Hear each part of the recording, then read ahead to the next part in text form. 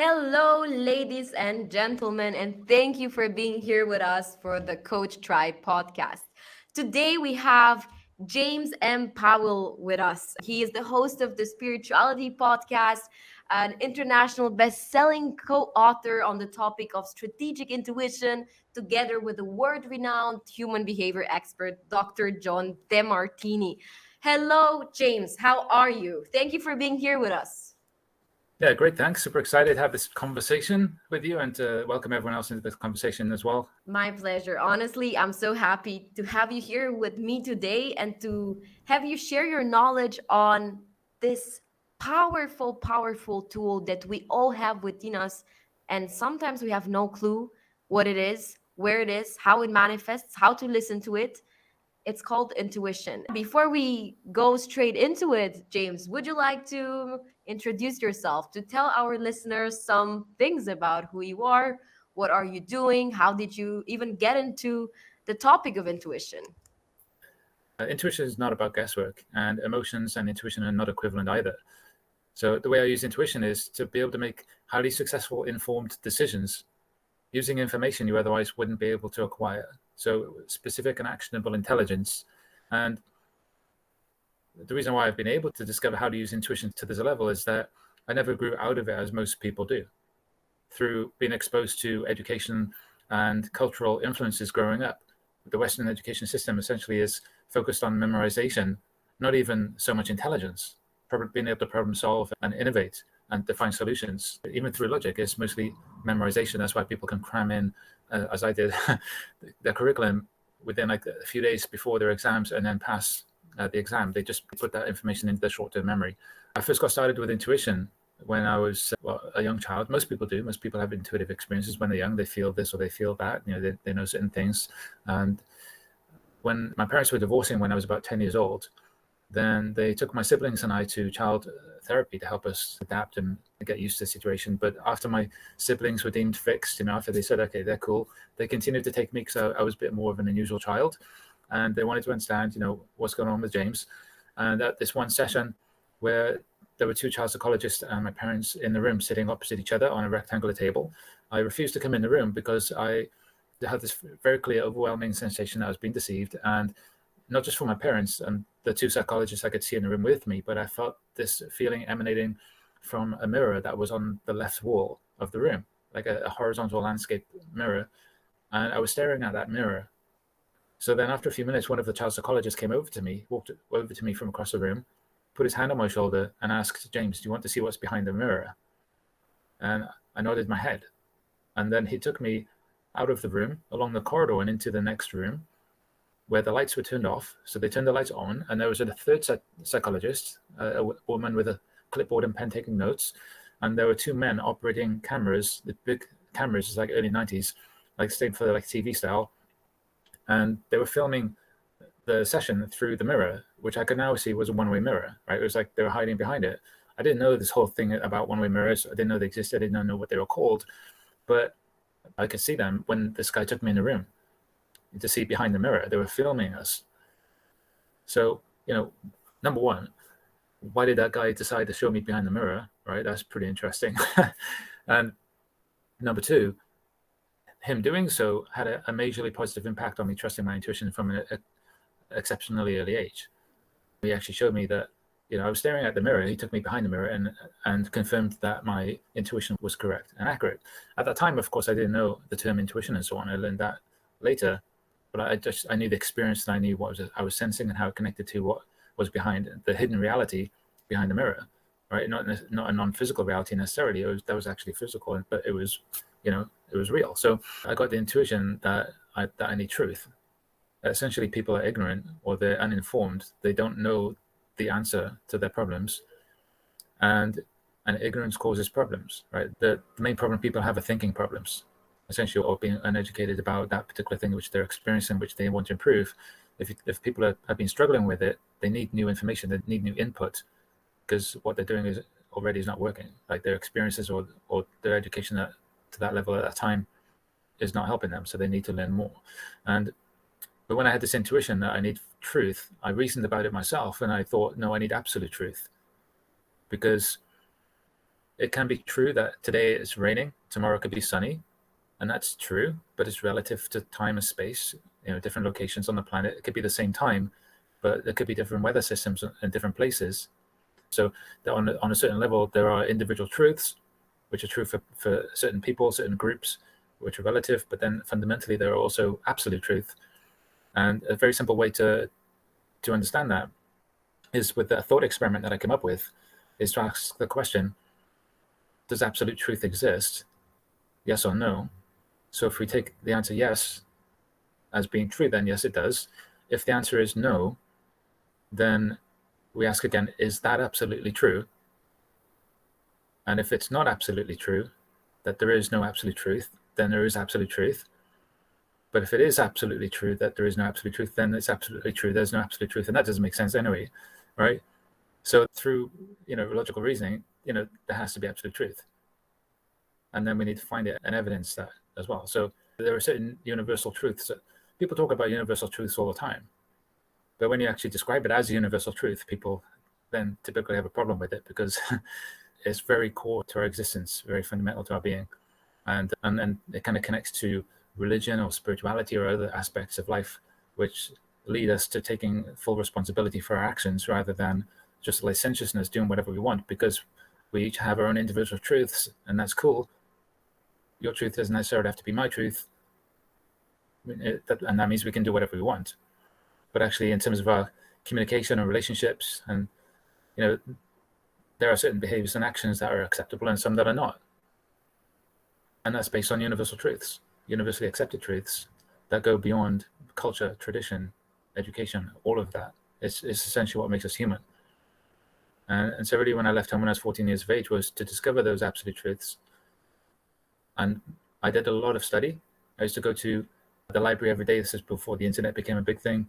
And I would study tons of books, finding the answers to my questions, using my intuition to locate a book, and then to open a book on a page, a paragraph and a sentence and a word. And that's how I read books, through interdisciplinary research across multiple topics, but holding that question in my mind and going directly to the information, to the answer in each of those books and those different topics in order to formulate a multifaceted understanding of that.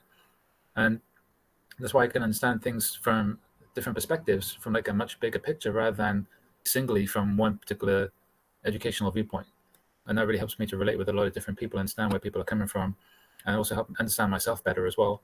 And it's important that when a person develops their intuition to make successful decisions, like strategically, because it's not about guesswork and not about how I feel, like emotionally, but when people develop their intuition, it's important to have as much or more of the intellect at the same time, because it's very common that people either go way too much to one side toward intuition or way too much toward intellect, and they can't grasp the other side.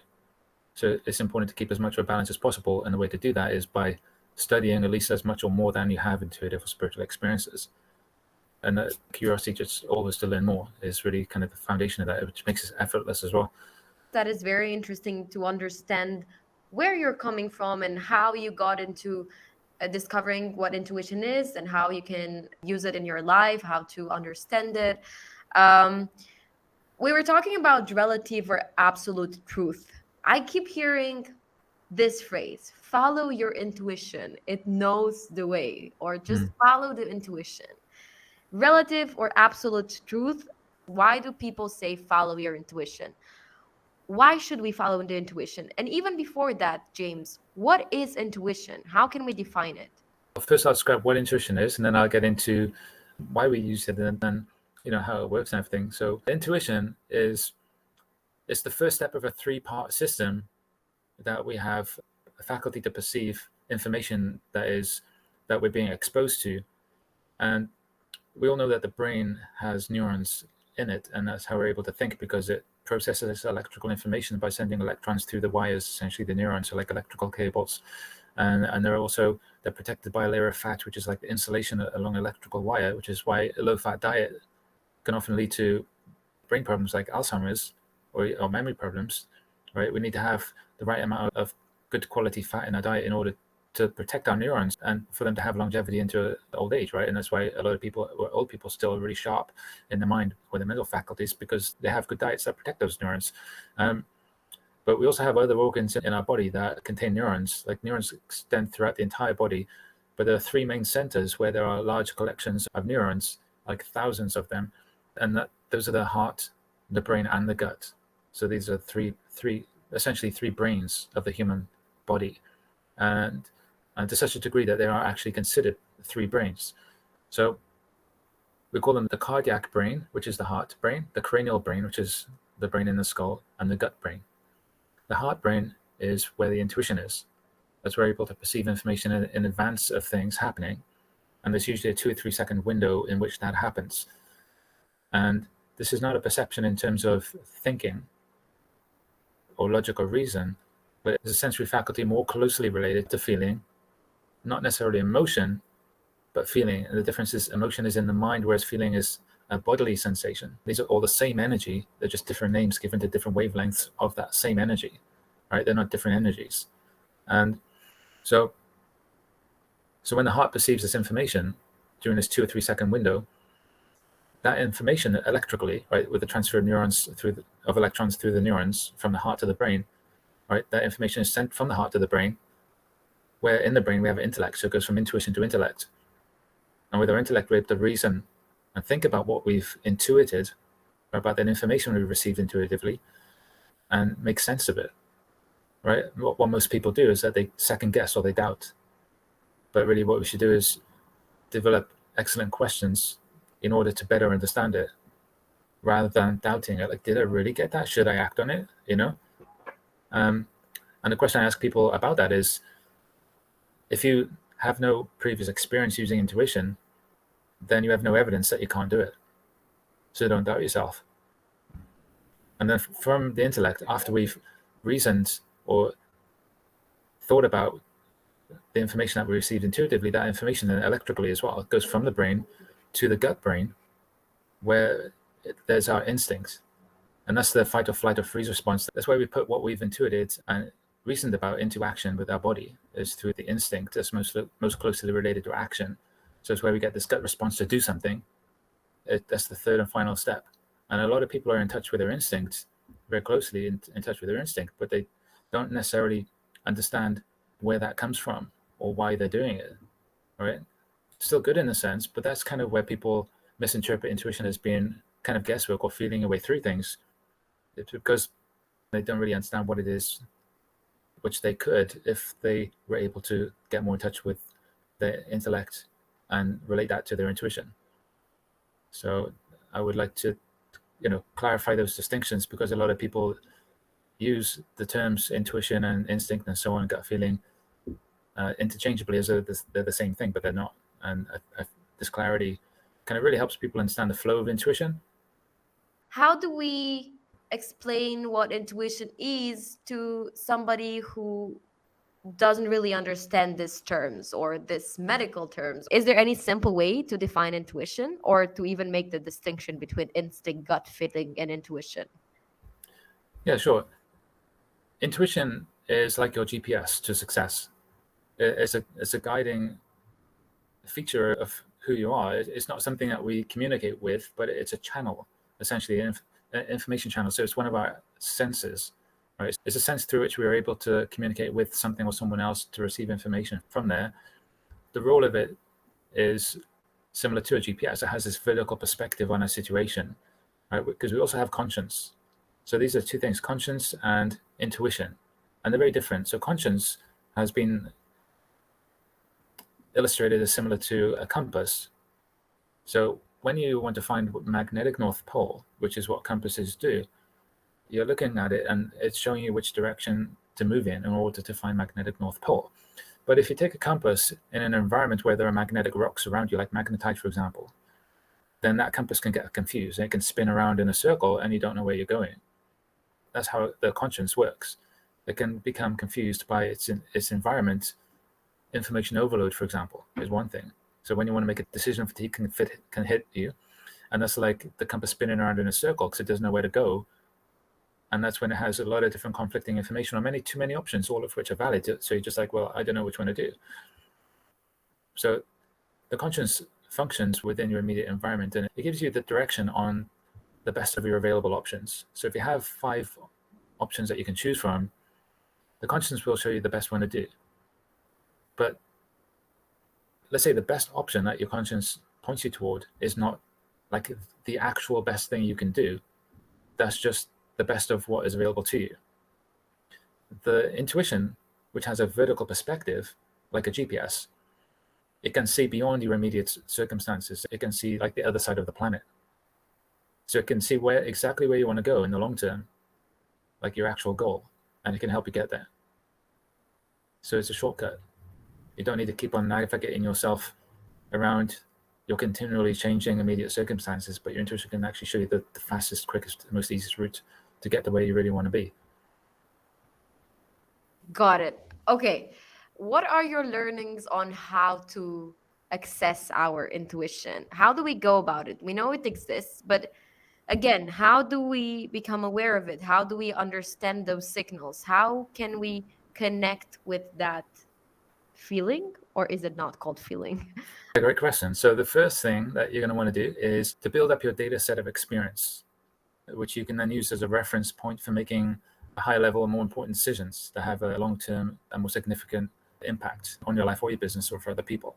So you're going to want to make as many smaller decisions as you can, which don't have such a significant outcome. Let's say you're commuting and you can choose to take the subway or go by car or taxi, or you can turn right or left to go somewhere, but you're going to go to your destination whatever you do, right? So it doesn't really change that. You ask a question, shall I go left or shall I go right? And you already have the preset answers, so it's yes or no. Then you act on the very first thing that comes into your mind before you think about it, because when you think about it, it's a second step. It's your intellect reasoning.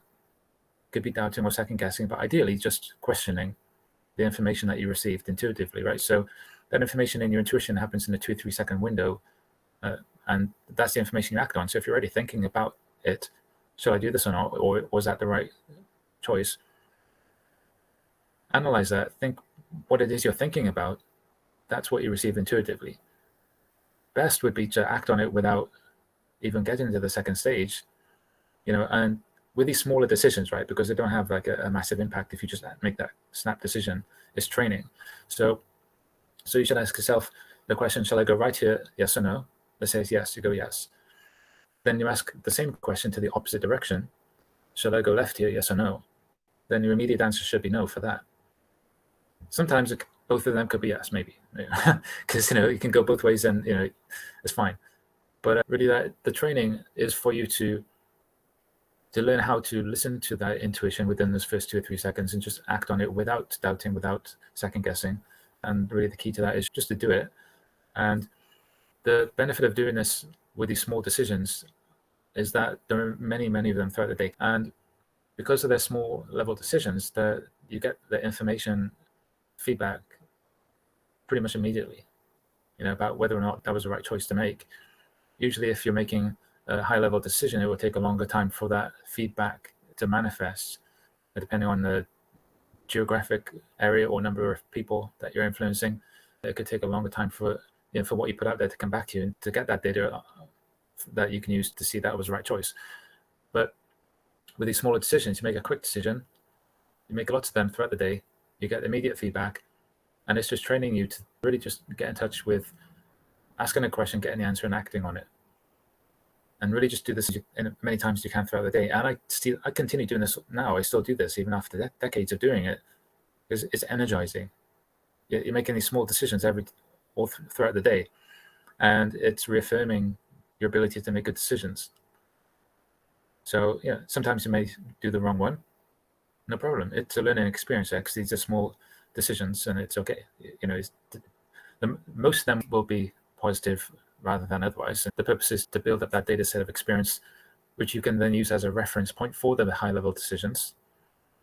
And then there's kind of different strategy for the high level decisions too, because then when there's more at risk or more variables to consider, the intellect kicks in quite a bit more. and maybe the emotions do as well. So there's more things to control or eliminate in that situation. But I'll give you an example of the power of using this very simple yes or no question. So I go right here, yes or no. When I was fundraising in South Korea, I went abroad volunteering in my early to mid-20s for a few years, and one of the places I went was South Korea. Each day we'd be taken to a different city, dropped off, we'd do our fundraising for the day, and then we'd make our way back, like on the subway. And there's one day that I missed my train. I missed the last train going back. And I thought, shall I call my team leader to come and pick me up? And I'm like, no, because it's quite a long drive. So I thought, I'll just find my way back, right? I'll see if I can use my intuition to find my way back. First time I went to the city, I knew generally the direction back, but I didn't know because, it's like I never went there before. So I asked these questions. Shall I go right here? Yes or no? Shall I go left here? Yes or no? And I did that on every single junction that I came to. And I did this for 2 hours. And then I got my way back. Right? That was pretty awesome, right? And I'm like, imagine you stand there at the end of that, right? And it's like, how's that possible? I did it, but that's pretty nuts. It's so awesome that it feels like it's unreal. So I actually don't know what to say about it. If this is real, then this is truly incredible. And it's scary to think about the power that intuition can have. And I'm sure that many people, the easiest way to deal with it is to kind of reject and to think, yes, this is crazy. But I will not say that this is crazy. I will not say that this is real. I will challenge myself, to take into consideration every possible scenario. My last question on the definition of intuition is, so what is it exactly? Is it a feeling? Is it those answers that come fast in our mind when we ask these questions? Is it a combination between the answers in our mind and the feelings we feel? What exactly is intuition? How do we feel it? Or do we don't? Yeah, well, there are three main sources of information that are allowing to make an informed decision. Because we're looking to use intuition to make highly successful informed decisions, right? Not based on emotion. When you're making high-level decisions, you need to remove emotion from the picture and kind of make it more based on logic and reason. But then, intuition is also related to feeling, which are physical responses or signals that the body is giving us. And that's when emotions, for example, or information we receive intuitively that elicit emotion and general emotional responses are then manifested physically in our body. We can then interpret those feelings into usable information. So there are three main sources of information, and I'll just give an example of how I've used it, both personally and professionally, just to show, because that was a crazy example that I used, right, for 2 hours, postponing that immediate feedback for 2 hours, and then at the end only getting the information or that feedback that it was all of those decisions were right. But now taking that experience and that data set of experience as a reference point to make more important decisions. When in 2012, I was diagnosed with cancer. I had cancer 3 times in 3 years, from 2011 to 2014.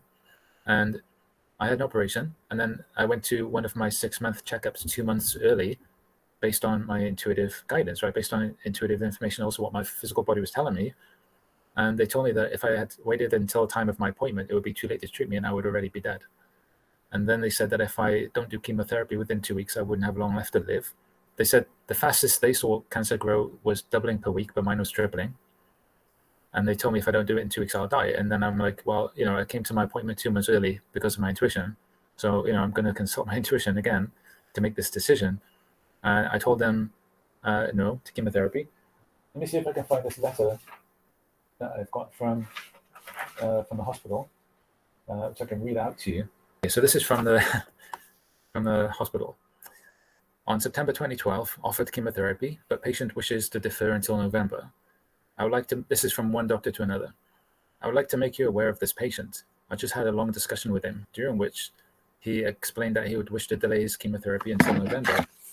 I have expressed in the strongest possible terms that this may turn a curable situation into an incurable one, and that he may die as a result of his actions. Despite this, he wishes to delay his treatment. While I hope that he will survive until 2nd of November 2011 and indeed still be in a position where he could be treated with chemotherapy, I wanted to make you aware of the situation with him. And then he does say at the end, as far as I could in clinic today, I have assessed his competency and I have no reason to believe that he is not competent to make this decision. So so that was from one doctor to another. And when I came back to them after 2 months, at the time of my original appointment, when they said I would be dead, they said I don't need to do chemotherapy anymore because of my natural healing. But then I did chemotherapy anyway, because when I did the alternative healing, physical and spiritual healing, they said do this healing, but also do chemo. So I did it. I had no pain or fatigue, which less than 5 people don't have pain or fatigue, but that was cool. I was okay with that. Then the cancer went away pretty quick. It came back the following year. So I started doing chemotherapy again, but I realized that instead of going somewhere to get healed by doing something or elsewhere, I thought I needed to do this myself, taking ownership and personal responsibility and internally being able to heal. So I realized what I didn't do during the time when I got healed the previous time, I did that myself.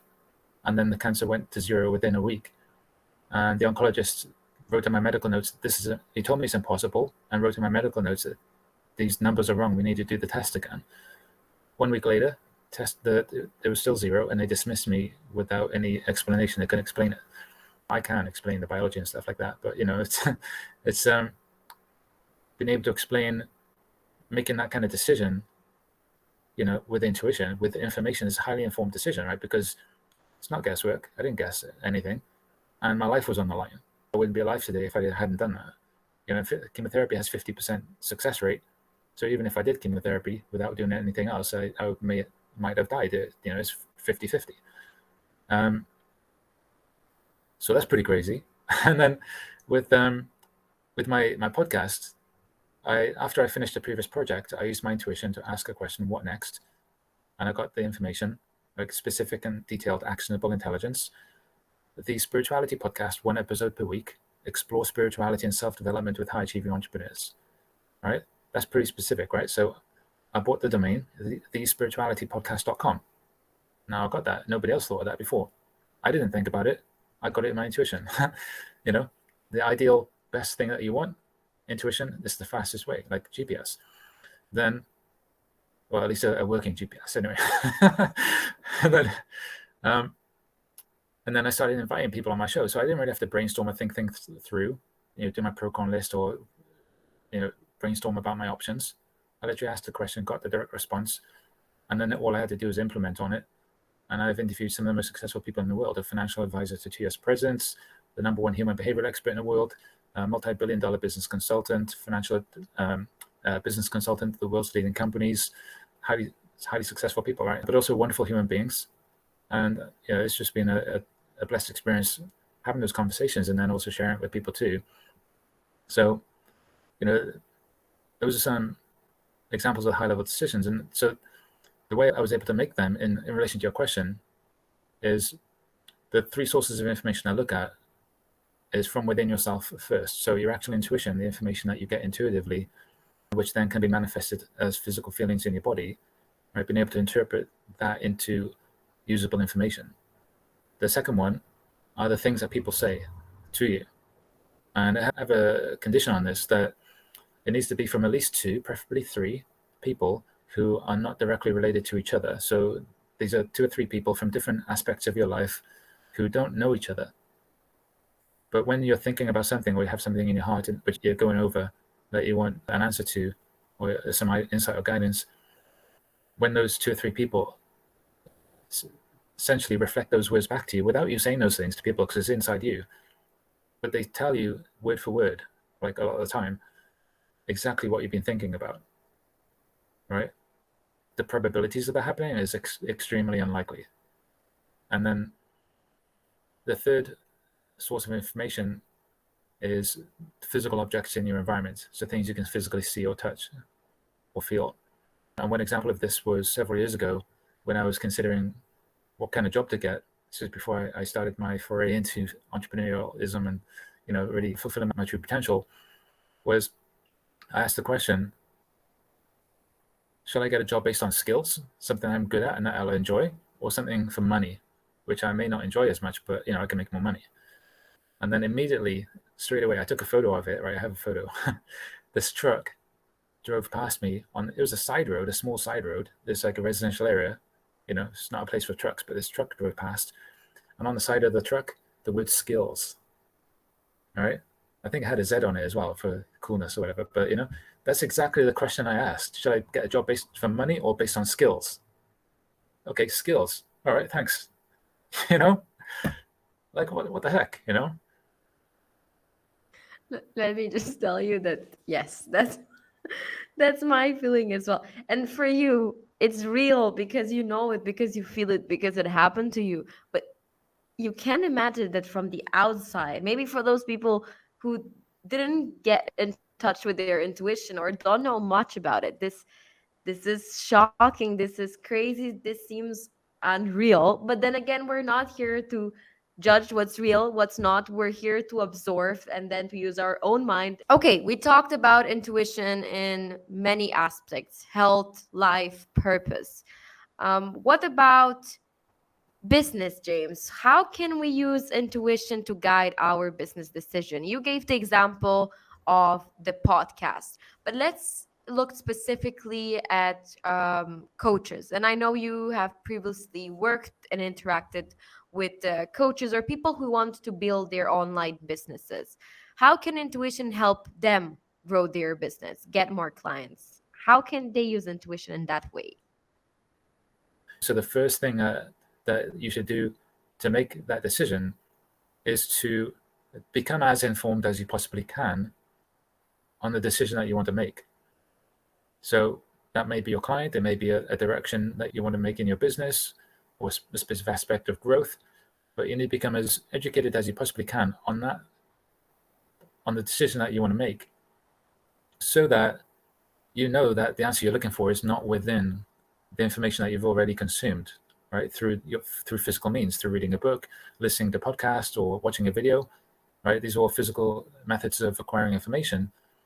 And if you can discover or uncover the answer you're looking for by doing that, you don't need to use intuition to make a decision, because you're already educated and informed on that. You already understand what to do about that situation. That's an example of when data and analysis can help you, right? Because a lot of people also say intuition and intellect, not compatible, because you make a lot of intuition-based decisions which are not logical. So in a way, I can see how that works, but it just depends on your level of education. And then data and analysis, can you just use your intellect and so on to make that decision? Great. Okay, so you can reserve intuition for a more important decision. But then when you do that research, like, because we're talking about the balance between intellect and intuition, right? When you've done that research and you understand that the answer you're looking for is not in that information that you've consumed, well, then you can use the education that you've developed and improved upon and search for the answer using intuition in the information that you've not yet been exposed to, which is smaller. That data set is less, because now you've studied, let's say you've studied, like, for example, 80% of the possible information that you could study, and now you've only got 20% remaining, and it's that 20% that you're performing a search function on using your intuition instead of the complete 100%. And that makes your effort with intuition more effective, more time and energy efficient, because you're using intuition to perform a search function upon a much smaller amount of information, right? Even though you don't know what that information is, where it is, whatever, it is smaller because you've done that due diligence beforehand. But what if the answer isn't that 80%? Or what if the answer is already in that sort of due diligence? Then you can make a decision without needing to implement intuition. A lot of decisions can be made using data and analysis, numbers, metrics, pro con lists, spreadsheets. For example, paid ads. There's a lot of metrics that are showing you if it's profitable or not. That's based on information feedback. And that's great. You don't necessarily need to use intuition to make decisions in that context. In terms of, like, for example, a new ad design, which you may receive an intuition on, it could be in a dream or just an idea that pops into your mind, and you think, let's try that out. You don't know where it came from, but it was just some inspiration you got. You try it out, and it may explode like awesome, right? So that's an example of intuition working for you. Once you're involved in that process, whatever it is, that's essentially the stimuli or the input that you need to kickstart intuition into effect. It's kind of a cause and result kind of relationship, because we do receive help with intuition, for example, from our loved ones, right, who are in the next world, essentially, right, spirit world, whatever you want to call it, the afterlife. They do everything they can to help support us in this life. But it's not that they can't, more that they want to be sure that what they're investing their energy into helping us with is going to be as useful as possible, that we're actually going to make use of it. If they see that we're just not using it or just like, wasting that, then, I mean, you wouldn't spend time trying to help someone like if they just continually don't act on it, right? So when you're in action, then we tend to receive intuition more related to our actions, and especially when we focus on that high purpose. Okay, now another question from my side. If the information is in that, let's say, 80% of data that exists, then you should make sort of a logical decision using your intellect. If not, use your intuition to search in that other 20% to sort of be more efficient in the way that you will find the answer. So you have the intellect and then you have the intuition. Is there a scenario where you kind of use both or you overlap? Excellent question. Yeah, definitely. When you're functioning based on intuition, and the information comes through intuition, and then you can analyze that using intellect before you put it into action with your instinct or your gut response. But when you receive this information intuitively, and that information is sent to your cranial brain where you can reason about it with your intellect, the purpose of that second stage of reasoning about it is to understand what you perceived, to reason about it and understand what you perceived, but then develop higher level or higher resolution questions, which I call excellent questions, which you can then put back into your intuition in order to access more specific information using your intuition based on that excellent question. And that process can be looped. It can be on repeat as many times as you need it until you get the highest resolution information or answer as possible. In which time it will then be put in, you can then put it into action through your will, your instinct, your gut response. Tell me more about this excellent questions. How can we develop them? And what are they? Can you give us some example? They need to be specific, as specifically as is relevant to the answer you're seeking. And the quality of the answers you get, even the quality of the responses that you get in terms of what happens to you in your life, depends on the quality of the questions that you ask. So, for example, if you're asking for something to be more happy in your life, well, how do you want to be happy? Which part of your life do you want to be more happy in? Do you want to be happy on your own? Do you want to be happy with other people? Do you want to be happy doing something like a hobby or a sport? Do you want to be happy as a result of being successful in your business? And why do you want to be successful in your business? Is it because you want just to make a whole load of money? In which case, you're eventually going to feel kind of empty. Or do you want to be successful in your business? So you're able to contribute and give back and be of service and contribution to humanity or to some specific area of human endeavor. And what aspect of human endeavor would that be? What are you passionate about? Would it be something related to young adults, helping raise new leaders, for humanity's future? Would it be education, sports, charity? Even if it's charity, what kind of charity or sector do you want to be involved in? It's really developing highly specific questions, and the more specific the question, the more detailed the answer will be. How will I feel when that's the right answer? How does it feel differently from the wrong answer? Do I close my eyes and I just see the answer? So there are essentially two different responses. Like there's the polarity. So you got a good response and a bad response. So positive and negative, not in terms of good and evil, because good and evil are not complementary, whereas positive and negative are. They're just different polarities, like north and south, right?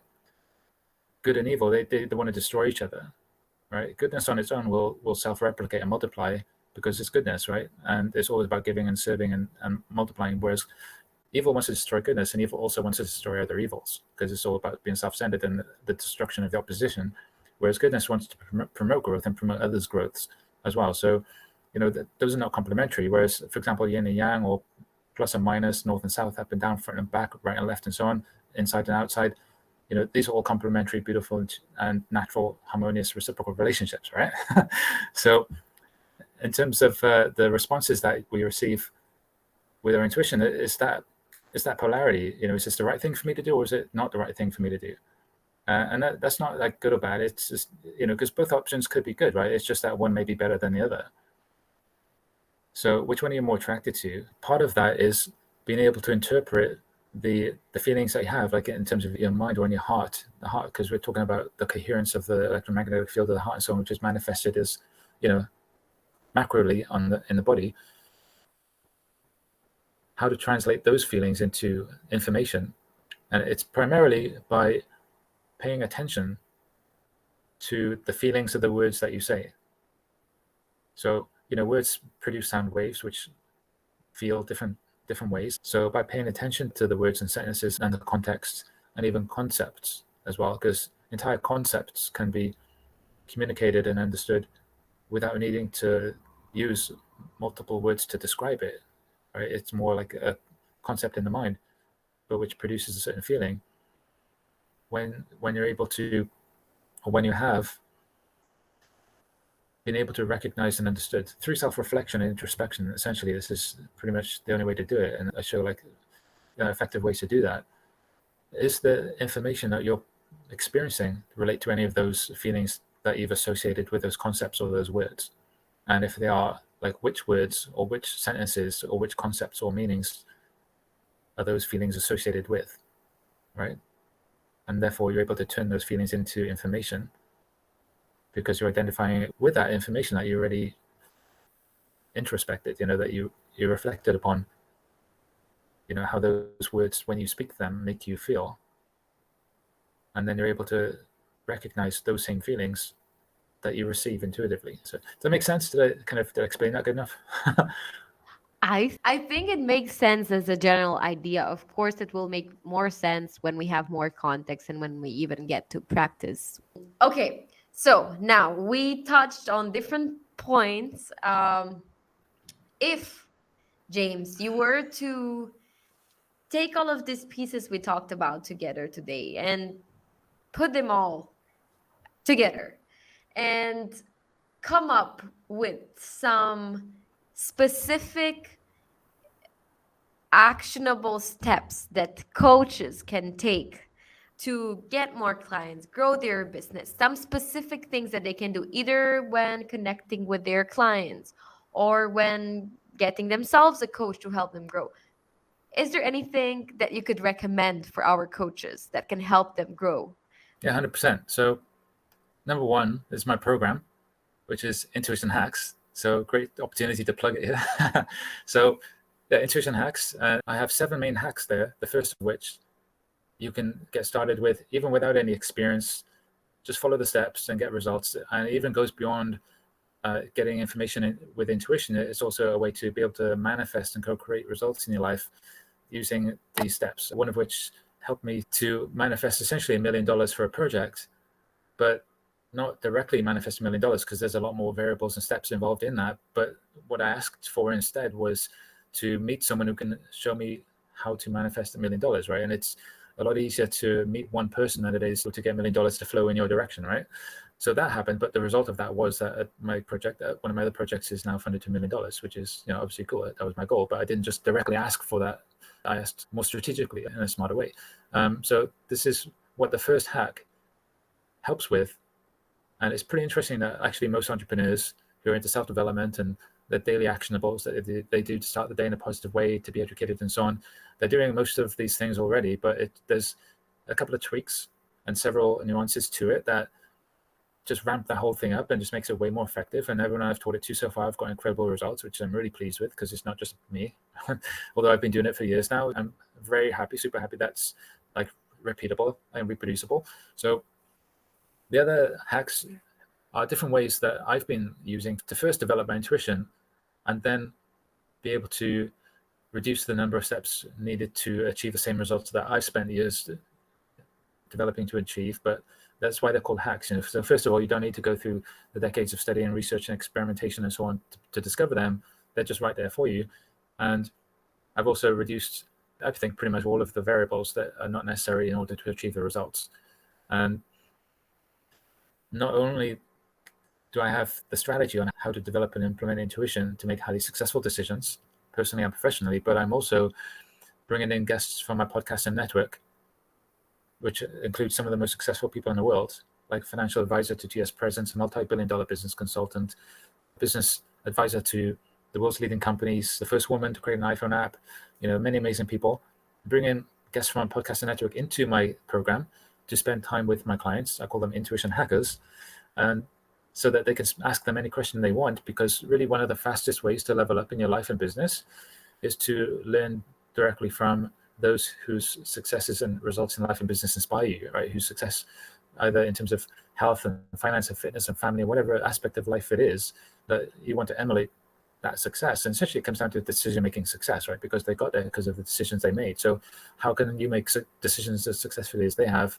Well, number one is you need to use intuition, because not just according to me, but according to other high achievers, including, for example, Jeff Bezos and Oprah Winfrey. I'll just name a whole bunch of people: Elon Musk, Bill Gates, Tim Cook, you name it. You give me the name of anyone any famously successful person, and I'm not using the names as endorsements for my program in any way. Just want to be clear on that. But just if you give me the name of any famously successful person, I've already got a collection of quotes from them, which I'll give away as a free downloadable to anybody who listens to this call. So you can actually see like this long list of successful people saying they made the most successful decisions with intuition.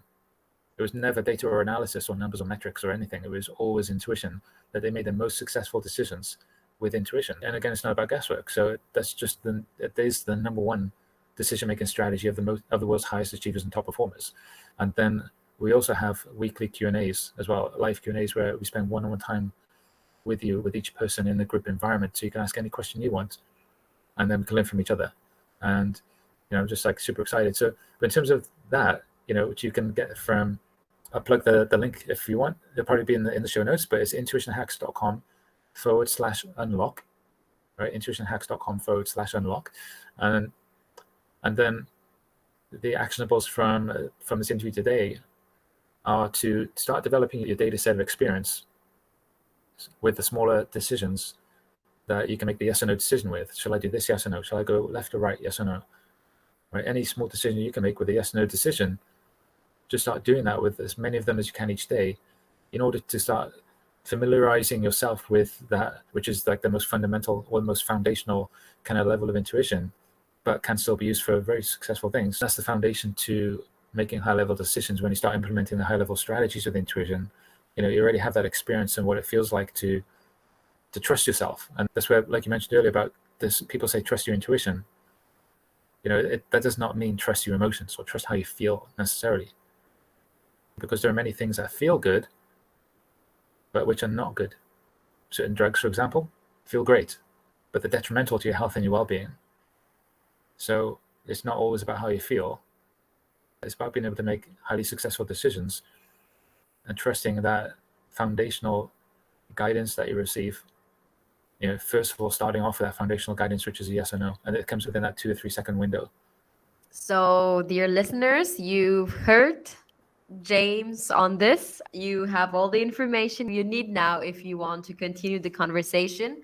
The easiest way to find him is going to be to his Penside link. James can redirect you towards his social channels, towards his programs, and anywhere where you would like to connect or find out more about James, you will be able to find out through his Penside profile.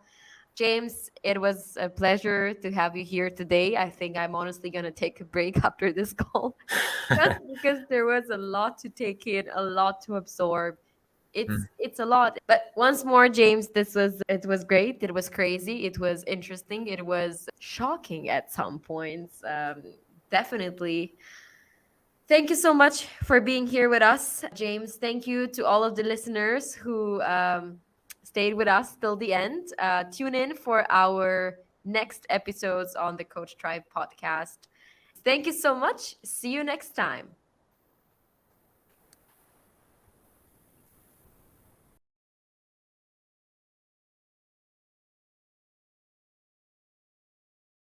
We hope you enjoyed this episode. We'll be releasing new ones every Wednesday.